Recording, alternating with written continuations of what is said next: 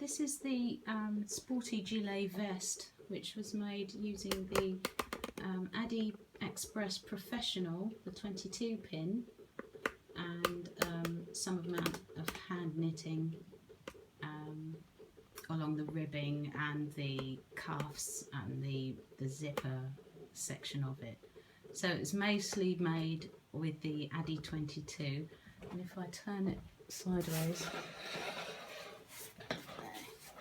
see where all the tubes join together, and that will make the actual sweater by just simply forming tubes and then sewing them together to form flat One of these fabric. Section is just an Addi 22 tube, and they're just sewn together, and you can't really see the join. It's almost seamless.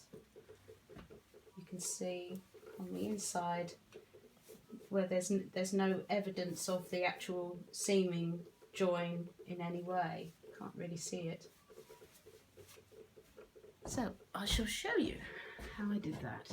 So what I've got here is just two regular tubes that I've knitted on the Addi 22. And they're not equal length, it's just a test piece, and it doesn't really matter if they're equal length or not, because there are some cases, especially with the gilet vest that we saw earlier, where you will have to join two pieces where they're not level. So I'm going to show you how I'll do that. I'll just get a length of yarn. I'm going to use a different colour in this case, but what you will probably most likely be doing is using the yarn colour of the same for the same working yarn that you use. So in this case, just to show you how I do this.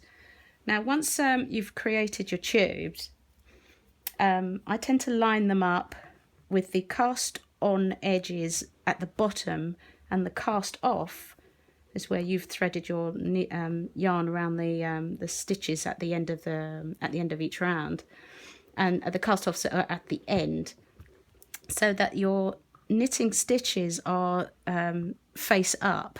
So you've got V shapes, and I'll try and zoom in a little closer so that you can see the V's of each stitch facing upwards, so that they're that way up.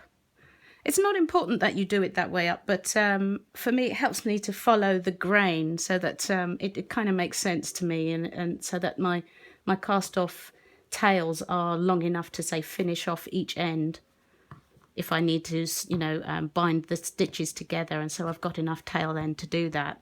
And the bottom end just stays as is, and you can always get rid of the last looping rows that you have there at any point afterwards. I'll take them together like so, and I'll line them up, and what I'll then do is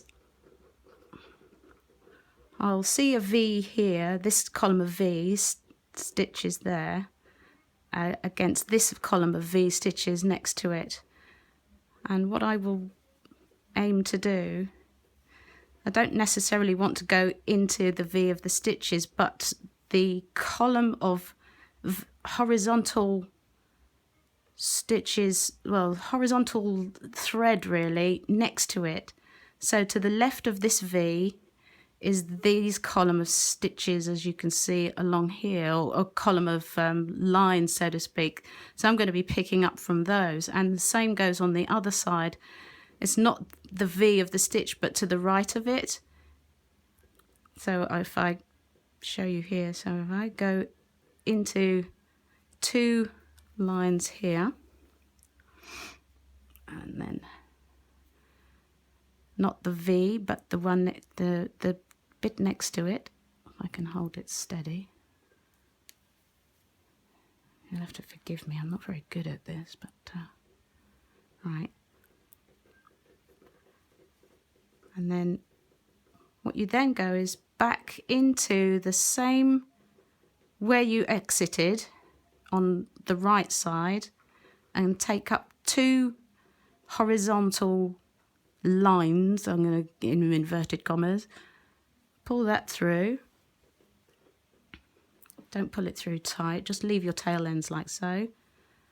And then going in to the exit of your last, sorry, where am I going here? Through that. So, right, and then what you do is you pull those together just only slightly. You don't have to pull it too tight. And just keep following this method, going through and through, like so. And you can keep it loose like this to start with. And the reason for doing that, and I'll show you why, is just so that you can at least follow where your exit and entry points were. So if that's where it came out, so that's where I'm going in. Picking up 2 lines from each side. And that's how you will keep your stitches aligned. So out and through there, like so.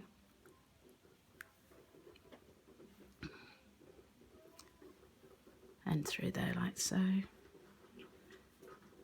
Make sure that when you're doing this, that you keep following the line, the same column of stitches. If you go offline, then your seam will become twisted, and on a tube it becomes noticeable. So you don't want to do that. And through there. So after a few of these sort of lines as such, you can just pull it shut and just watch it concertina close like so. And it disappears. And even in this colour, you know, you can barely see it, but and on the other side, that's what it looks like on the other side at the moment. And just continue onwards.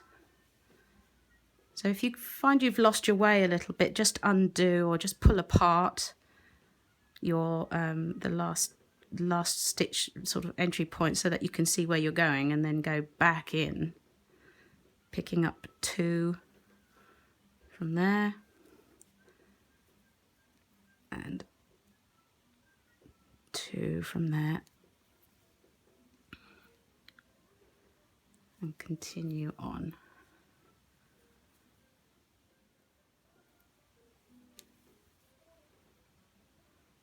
After a while you can actually pick up some speed, and when you know what you're doing anyway, at least.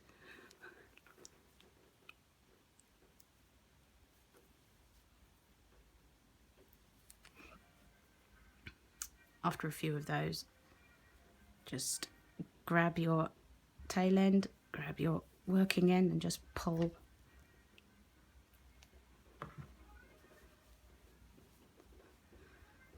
And there you go.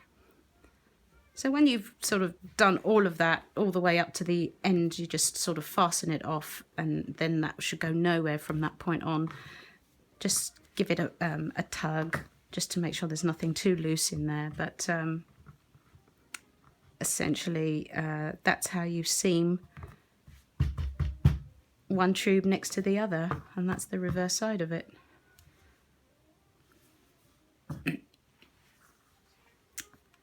There you go.